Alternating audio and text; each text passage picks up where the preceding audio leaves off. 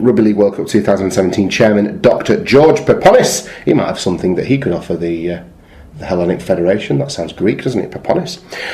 Believes that Hill's depth of knowledge and sound experience mean he is perfectly suited to the role. One late-breaking story that I'd like to add in is the news that came about around lunchtime, Mark, that Luke Walsh will be joining Manly from next season. Has that been confirmed? I thought that was just all hearsay and rumours and Manly fans kicking off about it. Just like the Matty Smith to Saints is still not confirmed, but Saints fans are kicking off about that. So I thought these were still deals to be gone over the line. Okay, I could be wrong then. I thought I must have misread the story. When I saw you noting down an extra news story, I thought you were going to talk about Matt Orford.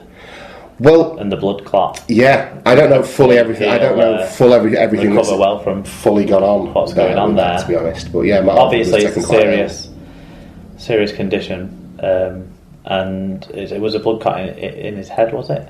I really don't know. I just read that he'd been taken to hospital. Right. Well, obviously, let's hope all the best for Matt Orford. Yes, absolutely. Okay. And finally, an England supporter has started an online petition to campaign that Wayne Bennett only select players born in England or with an English parent for the national team. Bennett has been linked with attempts to entice the likes of Blake Austin and the Morris twins to elect for England, with the trio qualifying through English grandparents. Dave Sinclair from Leeds has launched the petition aimed at Bennett, and it states, "We, the fans, are unhappy about the rumours of the English Rugby League team being flooded with Australian-born players with tenuous links to English nationality. If they weren't born in England or have a English parent, not grandparent, then they shouldn't take the jersey. This is the international game, not club rugby. It's about making the best of what you have, not sneaking ringers who might not actually be that much better in through the back door." Your thoughts, Mr. Lingworth? Do you know what? In principle, I support his idea. In terms of what we need is a more... We talked about this so much time, but like in international eligibility criteria, we need that to be a bit... I'm sorry, I'm totally distracted by Pendles being on the TV. Is that the Pride Yorkshire? Victoria Pendleton. Yeah. God. Shall we turn this off? Right, let's address this now. No. Let's address this now, because we usually have the television on while we're recording, and generally it's been sports news, hasn't it? And then more latterly we've had kind of some football on, or now for the last 2 weeks we've had the Olympics on, and you, sir, are on the verge of swapping seats with, because you cannot concentrate properly on this podcast while the fucking Olympics is on, because we get this happening. Anyway, is that the cyclist that's got alopecia? Yes. I thought it was. There we go. Carry on. Anyway, for a second I thought she made a stunning recovery. International eligibility rules, yes, I think should be narrowed down. I don't necessarily like the grandparent rule. What I don't like about this is if people have gained citizenship through residency, not people who've gained eligibility through the current residency rules as they stand, because I don't like those. But if someone's gained citizenship eligible through that, then they should be allowed to play. If Great Britain's version of Mo Farah or whatever, for Rugby League, England's, that sort of thing, I think should be acceptable. Yes. Just as it should be with all the Australian people who've moved over and then been brought up from the age of 6, 7, 8, 9 years old. Precisely.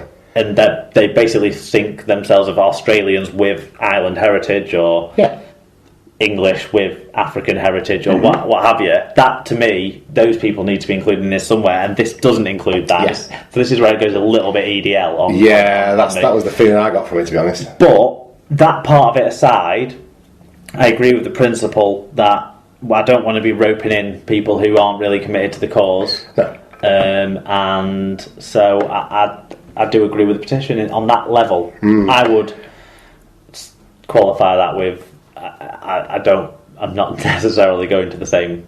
Yeah, I certainly don't go as far as this petition goes, and it doesn't speak for me as the fans. But I do feel some affinity to the broader point, which is, it would be nice if the rules were a little less loosey-goosey in terms of I mean, there's very many specific ways you can qualify for everything. My issue is Blake Austin fucks off when New South Wales call him up. That's my issue. Yeah, basically. Yeah. That's why I'm back. That's why I'd signed this petition on the basis of don't pick someone who's going to jolly off to pay for the Blues when they call him up. Well, that's your question, isn't it? Can a hypothetical Blake Austin commit to England and feel committed to playing for England in such a way that he would be prepared to eschew playing State of Origin football? Not and a I chance. Suspect he won't. No. Which is all the answer I need. Thank you, Blake. You probably do qualify, but no. Yeah. On those grounds. Do you know what I mean? If you turn around and said, I want to play State of Origin, I want to play for England, it's something I feel passionately about, fucking good on the lad. Yeah. That's a different standpoint. It's not a stopgap. I'll play international. I'll play representative rugby for England until I'm called up to, in his specific case, called up to an Origin team. So there you go. Right, well, that is the news from around the world of Rugby League. Let's take a look back now at round 2 of the Super 8s.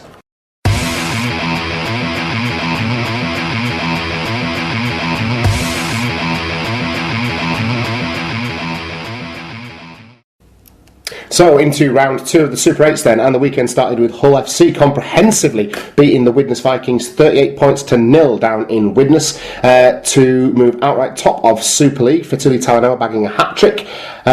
Was this a case of a team with something to prove against a team with nothing, or do you think Widnes' injuries played a part in this result?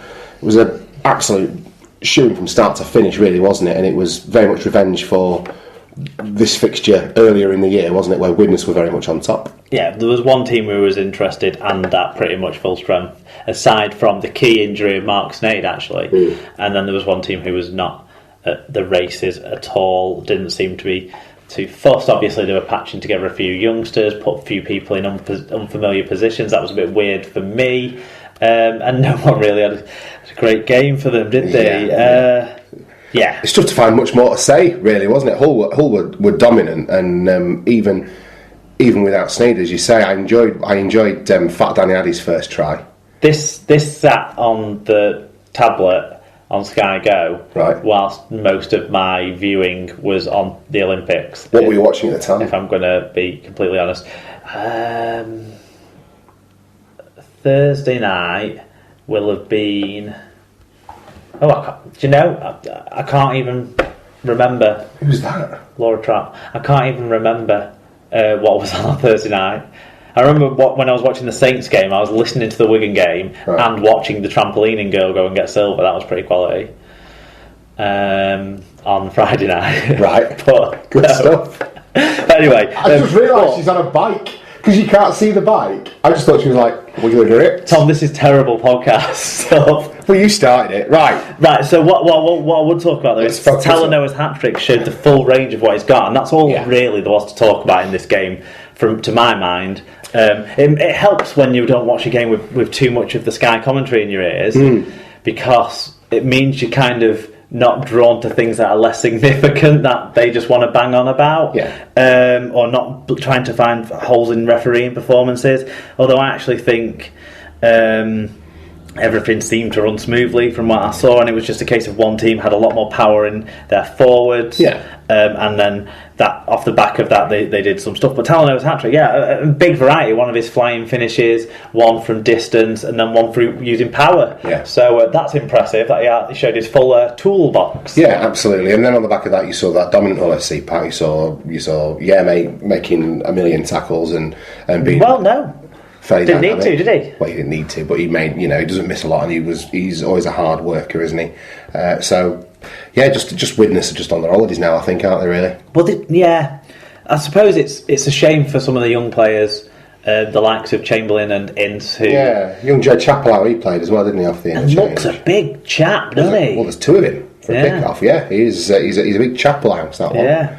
Fantastic. What did the stats tell us on this one then, Mark? Well, Hull's big win was underpinned by 3 fewer handling errors and 3 fewer penalties conceded. They gained 400 metres more, although at a much lower average team gain, actually nearly a metre per carry better Widnes were. It's just the weight of possession that Hull FC had, along with 4 more clean breaks, were in their favour, as well as a better team tackle success. So, other than average gain, they were dominant. There you go. Individually, who stood out for us? Well, we mentioned Vatuli Talanoa. 3 tries, 164 metres, 3 clean breaks. Scotty Taylor with 151 metres. And then Bowden and Green putting their names into the hat, pushing for Cup final squad places, would suggest. Josh Bowden, 126 metres. Chris Green, 121. Yeah, they're 2 big units as well off the bench. Bowden was impressive, actually, very powerful. Went close a couple of times, didn't he, with his carries. Chris Houston for Widnes worked hard in, I think it was like a milestone game for him, weren't it? 53 tackles, though, 10 marker tackles. Hep Cahill with 45 tackles, but a bit of a penalty machine, I think, was a bit lazy at times, I thought. Joe Mellor, well, as lazy as Hep Cahill can be, obviously. Joe Mellor, as lazy as a man who makes 45 tackles can be. Lazy efforts in his high engine approach to the game. Joe Mellor, 144 metres, playing at fullback. That was a little bit weird one for me, but he did get involved plenty, but that didn't come to nothing, obviously. And Patty Arvan with 133 metres on the wing. Okay, Paul O'Brien got in touch. He said, "Hate calling my team, but that performance was awful. Yes, the referee gave some poor decisions, but we didn't look interested. Poor ball control, silly penalties, and a lack of commitment. We've won 4 of our last 18 games. Yes, maybe finishing in the top 8 is progress, but I want to watch a team that has pride in the shirt and passion and commitment on the field." They are fairly damning words from the generally very positive Paul O'Brien. That level of... That's Bradford Bulls fans-esque criticism. It's reaching breaking point with your side. Yeah, absolutely. What Wigan fans do after every poor half of rugby. There you go. Tyler Casfan, he says, "Every minute of my life matters, so why have I just wasted 80 of them? A one-sided game with little quality from either team. Any team going away to Catalans on a Saturday should not be playing the following Thursday." Interesting point. That's a fine point, actually. Although a lot of teams now are in and out of Catalan in a day, and actually the travel time for them from Liverpool Airport probably less than it would be for a game in Hull. Yeah, normally so. Yeah, you probably think you're probably right, aren't you? Scooters28 Max, Sarah got in touch. She said that a solid first 20 defensively laid the platform for the rest of the match. Widnes were their own worst enemies, but pleased to see Hull scoring points. Good game from Jordan Abdul. Joshua got in touch again this week. Thank you, Josh. He said, "Without Mark Snade, Hull FC had Jordan Abdul, and his in-match kicking was really good." Vincent Lloyd. He was good, actually, and he did get very involved, and he set a few players up on good lines. He wasn't afraid to attack the line and pass it close to the line, and he wasn't afraid to take control and run the game. Impressive. And it is nice to see a player of his size, who everyone kind of goes, "Oh, you won't see a half-back that size," actually having some nuance and delicacy to his play in terms of his in-game kicking and reading the game, rather than just hitting the line hard and running the ball in, which is kind of what you'd more expect from him in a more nominal loose forward role, would you say? I don't know. I think his size is the only reason why he gets in the pack. I think he's got half-back skills, but not half-back physique. He floated a pass out, didn't he? For I can't remember if it was a try or nearly a try, but he looped a ball over 2 players and got it to the winger. And it was sublime. It was as good as you'd see off a Carney or a Sandow. Yeah. Okay. Vincent Lloyd got in touch. 2-word review from Vincent. Absolutely awful, he says. Langers said, "Good effort from such a mediocre team to beat Widnes tonight. Not sure how FC could have got credit from the Sky team. #Jokers." Basically saying Widnes, anyone could have beat Widnes. Yeah, fair enough. Paul didn't have to put in much effort. Yeah, Paul Luda-Lewis said... That's what Paul's saying. Thank you. That's what Langers is saying. Yeah. Paul Luda-Lewis also got in touch there. He said, "Not one single fucking minute mattered." Fair enough. So you want to give your points back, I assume, if that's the case. Yeah, they'd rather be in the 8s. Rather be played in it. Rich Langley, FC are back on track after a dip versus Castleford, a clinical performance against an out-of-sorts Chemix, with a chance to clinch a semi-final berth next week. Before the Wembley trip, are the trophy dreams still alive? Yeah, mate. He did a tweet and then he did a review. Yes. I'm with it. There you go. Yeah. So... down to West Yorkshire then on Friday night, where Castleford prevented Wigan from pulling level with Hull, following a 36 points to 22 victory over Wigan. A Dennis Solomon hat-trick and a sad end to the season for Dom Man Freidimart. Yeah, that's massive blow, really. I'd say, along with Bateman and maybe Sam Powell, everyone else in the squad has been open to some sort of criticism. Yeah. this year for that sort of application and not reaching their potential consistently enough. And maybe Charnley, actually. I'd give a pass to Charnley as well. He's been good. But he's been one of our best two players and the most consistent and so threatening and dangerous.